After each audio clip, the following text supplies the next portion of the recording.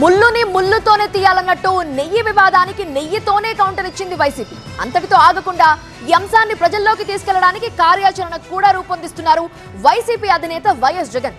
మరోవైపు వైసీపీకి ఎప్పటికప్పుడు కౌంటర్ ఇస్తూనే ఏకసభ్య కమిషన్ నివేదిక కోసం ఎదురు చూస్తోంది కూటమి సర్కార్.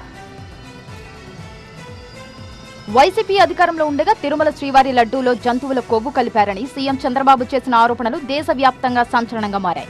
ఏడాది కాలంగా ఈ చర్చ దుమారం రేపింది. తొలుత ఆచితూచి స్పందించిన వైసీపీ సిట్ నివేదిక వచ్చాక దూకుడు పెంచింది. చంద్రబాబు ప్రజలను భక్తులను తప్పుదోవ పట్టించారని మండిపడింది. మొన్న జరిగిన అసెంబ్లీ బడ్జెట్ సమావేశాల్లో సైతం మండలిలో మాటల దాడికి దిగింది వైసీపీ. అయితే సభలో సిట్ నివేదికను పెట్టడం ద్వారా వైసీపీ ఆరోపణలకు చెక్ పెట్టాలని ప్రభుత్వం భావించింది. అసెంబ్లీలో మండలిలో నివేదికను బహిర్గతం చేసింది.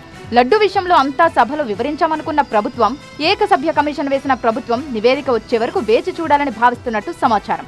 అయితే వైసీపీ మాత్రం ఈ వ్యవహారంపై ఇంకా చర్చ కొనసాగాలని భావిస్తున్నట్టు తెలుస్తోంది. లడ్డూ కల్తీ అంశంతో పాటు కూటమి అధికారంలోకి వచ్చిన తర్వాత టీటీడీలో నెయ్యి స్కామ్ జరిగిందని ఆరోపించింది. సమయం దొరికినప్పుడల్లా సిట్ నివేదిక లడ్డూలో జంతు కొవ్వు లేదని తేల్చిందన్న విషయాన్ని ప్రజలకు చెబుతోంది. ఇందుకోసం కార్యాచరణ కూడా రూపొందిస్తున్నట్టు సమాచారం. ఇక తిరుమల తిరుపతి దేవస్థానం కేంద్రంగా కూటమిని టార్గెట్ చేస్తోంది వైసీపీ.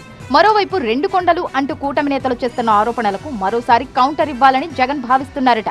అయితే కూటమి కూడా ఏ మాత్రం తగ్గడం లేదు. ప్రతి సభలో సమావేశంలో లడ్డూ ప్రస్తావన తెస్తున్నారు సీఎం చంద్రబాబు మంత్రులు. వైసీపీపై విమర్శలు గుప్పిస్తున్నారు. ఏకసభ్య కమిషన్ నివేదిక తర్వాత మరింత దూకుడు పెంచాలని భావిస్తున్నట్టు సమాచారం. మొత్తానికి ఏపీలో లడ్డూ గొడవ ఇప్పట్లో ఆగేలా కనపడటం లేదు.